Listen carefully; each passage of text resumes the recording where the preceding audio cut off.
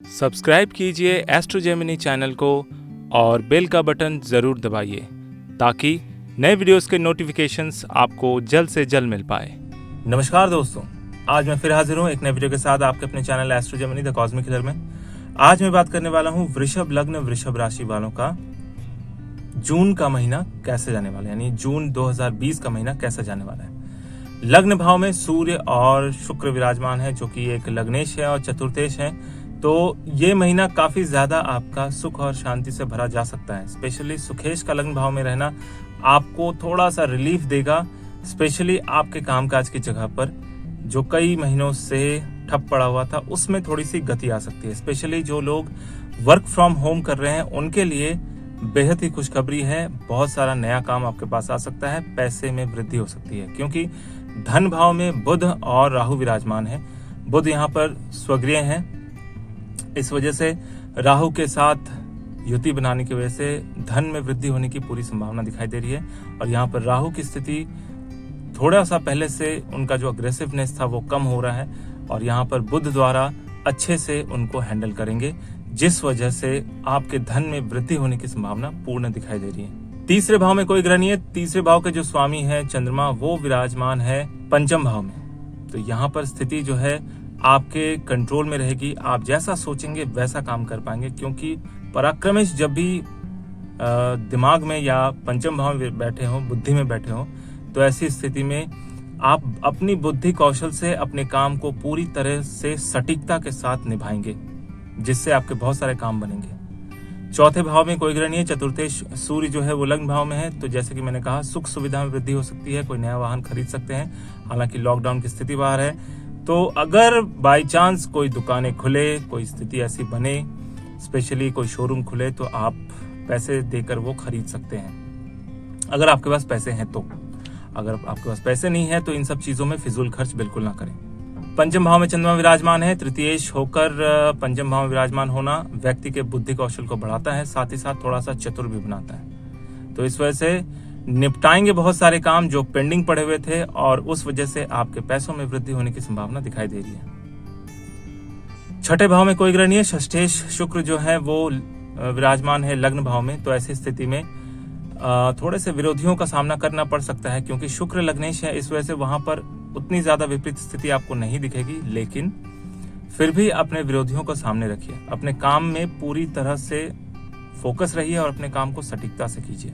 सप्तम भाव में कोई ग्रह नहीं है। सप्तमेश मंगल जो है वो विराजमान है आपके दशम भाव में। तो सप्तमेश जब भी दशम भाव में विराजमान होते हैं तो नया कोई बिजनेस स्टार्ट करता है व्यक्ति, या फिर बिजनेस अगर चल रहा हो तो उसमें बढ़ोतरी होने के चांसेस दिखाई दे रहे हैं। इस वजह से आप अपने काम में पूरी तरह से फोकस रहेंगे।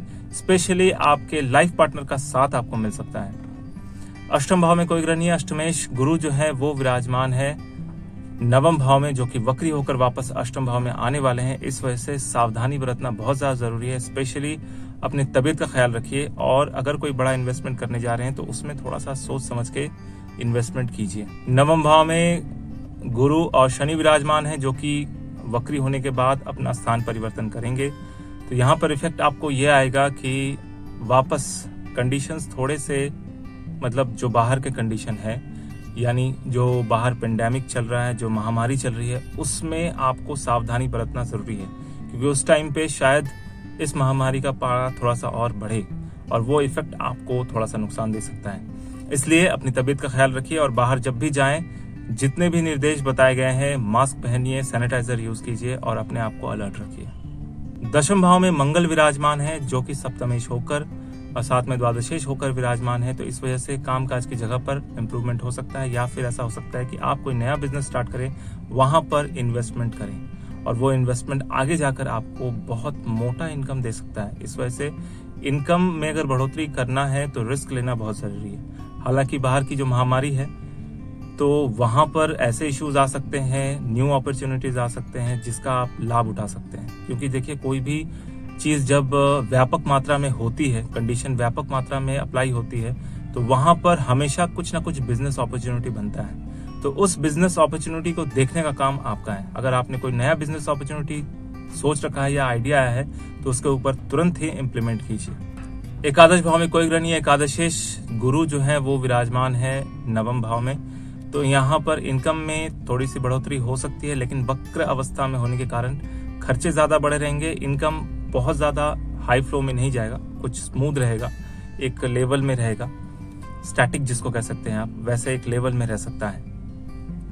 जैसे ही वक्री होते हैं वो अष्टम भाव में विराजमान होते हैं, तो फिर से स्थिति ऐसी हो सकती है कि आपके पास इनकम फ्लो कुछ दिनों के लिए थोड़ा सा बढ़ भी जाए, लेकिन वो आपका कांस्टेंट नहीं होगा, उसमें थोड़ा सा कभी आएगा कभी जाएगा। बट जिस टाइम पे आपके पास पैसे आएंगे तो उस पैसे को आप सटीकता से यूज कीजिए। द्वादश भाव में कोई ग्रह नहीं है। द्वादशेश मंगल जो है वो विराजमान है दशम भाव में, तो जैसा कि मैंने कहा कि खर्चे थोड़े से बढ़ सकते हैं, स्पेशली कामकाज की जगह पर आप अपने जेब से कुछ पैसे हल्के कर सकते हैं। हालांकि वो पैसे आपके काम को बढ़ाने के लिए ही होगा, जो कि आगे जाकर आपको अच्छा फायदा देगा। उपाय के तौर पर शुक्र भगवान की आराधना कीजिए। हर शुक्रवार के दिन माता रानी के मंदिर में जाकर पूजा करके आइए। अभी तो पॉसिबल नहीं है क्योंकि मंदिरों में जाना भी इंस्ट्रक्शन मतलब खिलाफ हुआ है, यानी कि आप मंदिर में जाकर पूजा नहीं कर सकते, इसलिए घर बैठे ही दुर्गा सप्तशती का पाठ कर सकते हैं या फिर उनको सुन सकते हैं। अथवा सिंपल आप एक काम कर सकते हैं कि सफेद वस्त्रों का इस्तेमाल कीजिए और सफेद चीजों का अगर दान हो सके, व्हाइट कलर, या फिर आप एक कटोरी खीर बना के किसी कुंवारी कन्या को, स्पेशली जिनकी उम्र 8 साल से नीचे हो, ऐसी कन्याओं को अगर खिला सकें तो उससे आपको विशेष लाभ होगा। ये था वृषभ राशि वृषभ लग्न वालों का जून 2020 का महीना। आपको मेरा वीडियो कैसा लगा कमेंट करके जरूर बताइए। अगर अच्छा लगा तो लाइक कीजिए, दोस्तों के साथ शेयर कीजिए। अगर आप नए हैं तो सब्सक्राइब करना बिल्कुल ना भूलें। सब्सक्राइब करते वक्त घंटी का बटन और साथ में ऑल का बटन जरूर दबाएं, ताकि मेरे नए वीडियोस के नोटिफिकेशंस आपको जल्द से जल्द मिल पाए। मेरा ये वीडियो देखने के लिए आपका बहुत बहुत धन्यवाद।